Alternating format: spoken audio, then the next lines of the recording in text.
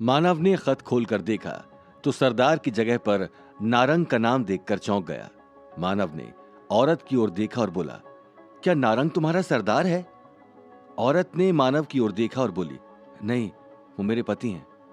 मानव ने औरत की बात सुनी तो चौंक गया और पूछा, नारंग तुम्हारा पति कैसे हो गया? तुम उसकी पत्नी कैसे? कब? औरत ने मानव को कंफ्यूजन में देखा तो बोली, हमारी शादी कल रात में ही हुई है और उसकी 2 और पत्नियां भी हैं। मानव ने औरत की बात सुनी तो उसका दिमाग सुन्न हो गया। मानव ने चिट्ठी को ठीक से पढ़ा तो उसे समझ आया कि कल रात नारंग गांव वालों के हाथों पकड़ा गया था।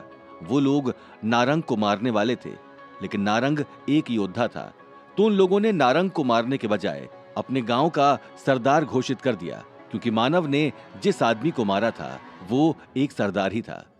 मानव ने चिट्ठी पढ़ी तो सिर पकड़ के बैठ गया। उसे लगा जैसे नारंग मानव के कर्मों की सजा भुगत रहा है।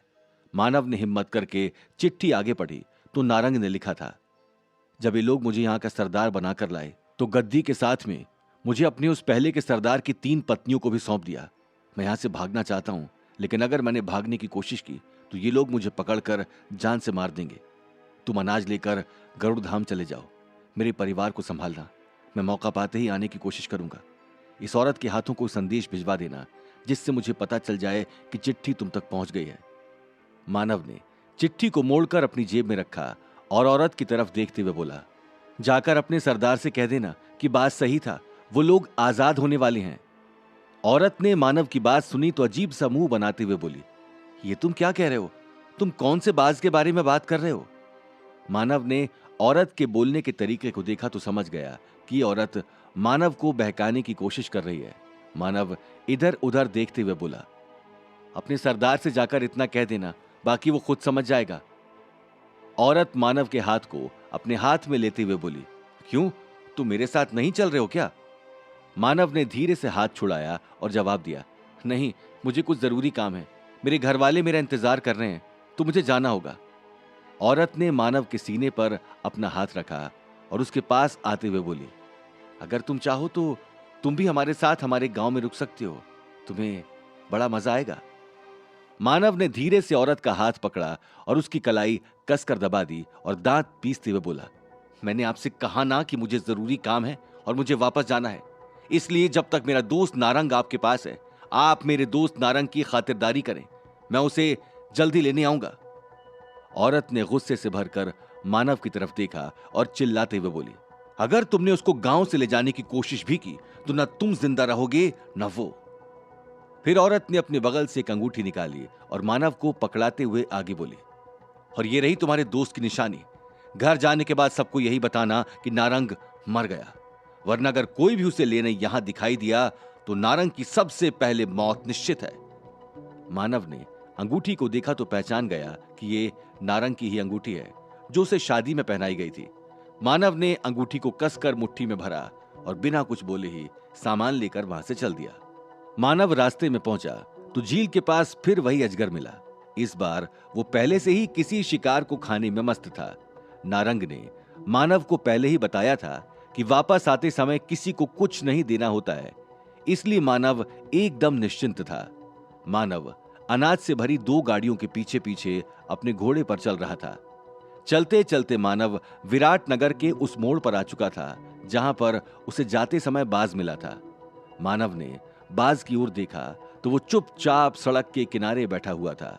मानव उससे बात करना चाहता था, लेकिन उसने बाज को सोते देखा तो चुपचाप वहां से वापस आ गया। 2 दिन लगातार चलते रहने की वजह से मानव के सिर पर नींद और थकान सवार थी, लेकिन रास्ते में पड़ने वाले नदी, झरने और पहाड़ देखकर उसकी नींद गायब हो जाती। मानव का एक मन होता कि काश यहां पर कुछ दिन और रुक पाता। मानव ने आगे चल रहे साथियों की ओर देखा तो वो सब आराम से अनाज की बोरियों के ऊपर सो रहे थे और बैल आराम से गाड़ी को खींच रहे थे। मानव ने जब देखा कि गरुड़ धाम अब पास में ही है तो उसने अपनी जेब से कागज निकाला और उस पर कुछ लिखने लगा। मानव ने चिट्ठी लिखी और उसे हवा में उड़ा दिया। हवा में जाते ही चिट्ठी गरुड़ के रूप में बदल गई और तेजी से उड़ते हुए गरुड़ धाम की तरफ चल दी। जब मानव अनाज लेकर वापस गरुड़ धाम के दरवाजे पर पहुंचा तो दरवाजे को देखकर दंग रह गया। दरवाजा पहले से खुला हुआ था और वहां की दीवार की हालत पहले से कहीं ज्यादा अच्छी कंडीशन में थी। मानव ने सामने देखा अमरीश, श्रुति और कई सारे सिपाही पहले से ही वहां मौजूद थे। मानव ने जब वहां इतने सारे लोगों को खड़े देखा तो तेजी से वो दरवाजे पर आया और इससे पहले कि अमरीश जी नारंग के बारे में कुछ पूछते, मानव ने उन्हें नारंग की चिट्ठी पकड़ा दी। अमरीश ने चिट्ठी पढ़ी तो मानव की ओर देखते हुए कहा, तुमने जो किया सही किया, बस किस्मत ने जो किया वो गलत किया। खैर, किस्मत भी बहादुरों का ही साथ देती है और इम्तिहान भी उन्हीं का लेती है। फिर अमरीश आगे चलकर आए और अनाज की बोरियों को देखने लगे।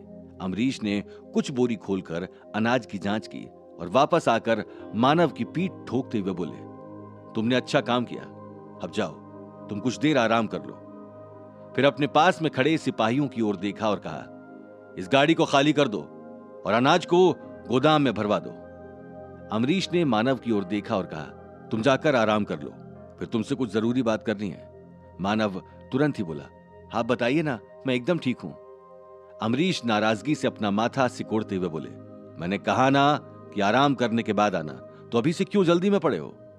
मानव ने अमरीश को नाराज होते देखा तो घोड़े को लेकर वापस घर की तरफ चल दिया। तभी अमरीश जी बोले, और जब सोकर उठो तो नारंग के घर भी घूम आना, वो लोग उसका इंतजार कर रहे होंगे।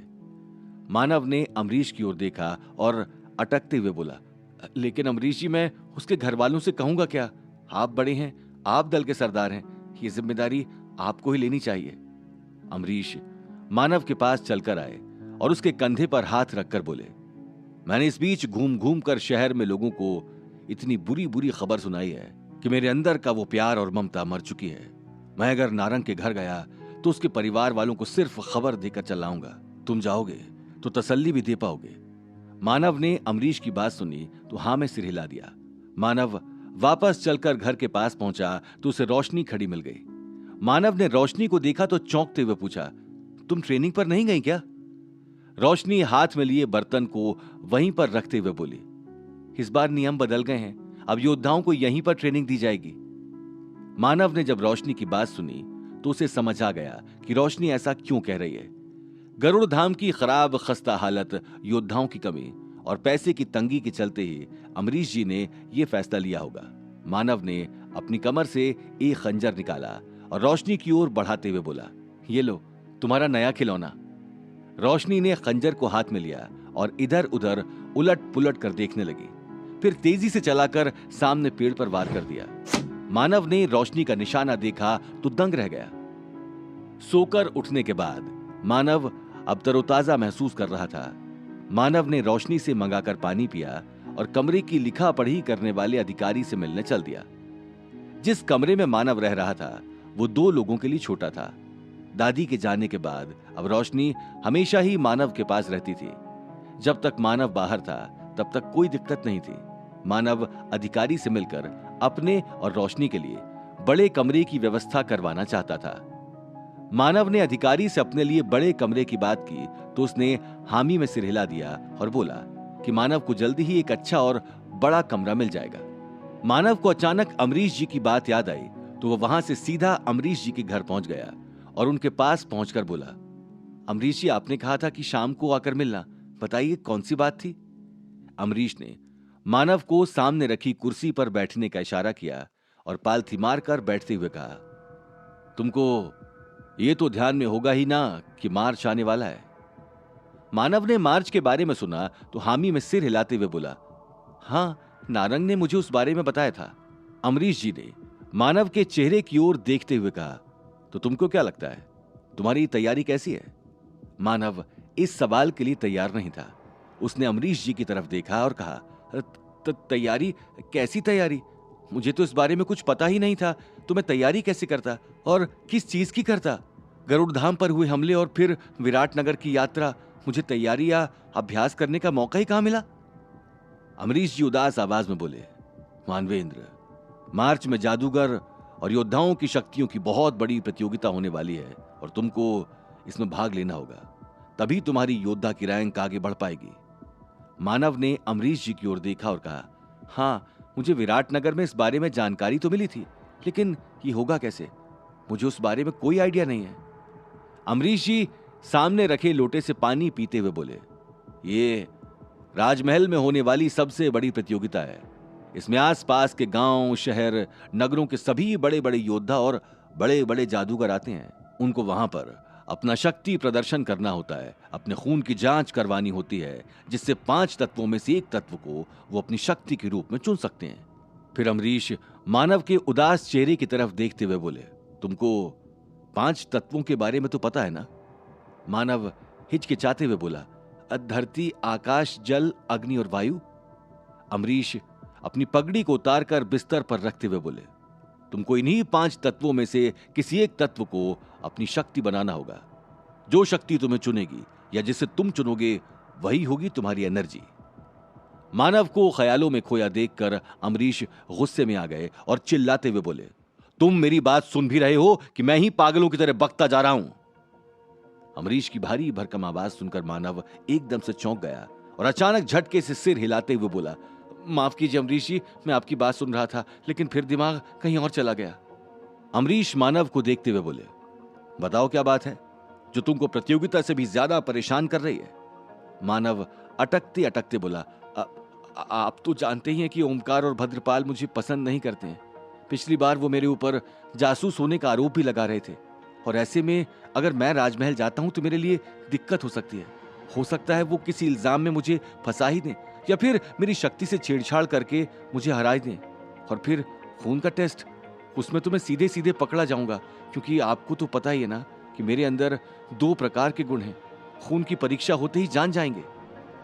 अमरीश ने मानव की सुनी तो एक लंबी सांस लेते हुए बोले, इस समस्या के साथ साथ एक और समस्या भी है जो इससे भी बड़ी है। मानव ने डरते हुए पूछा, अब इससे भी बड़ी और कौन सी समस्या है? अमरीश जी सिर ऊपर करके छत की तरफ देखते हुए बोले, तुम्हारा चेहरा तुम्हारे पिताजी से मिलता है। राजमहल में कई ऐसी अनुभवी आंखें हैं जो तुमको देखते ही पहचान लेंगी कि तुम कोई चिरंजीव नहीं हो, बल्कि प्रचंड और मनस्वी के बेटे, गरुड़ के सिंहासन के दावेदार मानवेंद्र हो। कैसे जाएगा मानव राजमहल में? क्या मानव चुन पाएगा अपनी शक्तियों को? कैसे छिपा पाएगा मानव राजमहल में अपनी पहचान को? क्या मानव खून की जांच में पकड़ा जाएगा? जानने के लिए सुनते रहिए पक्षीराज, ओनली ऑन पॉकेट FM।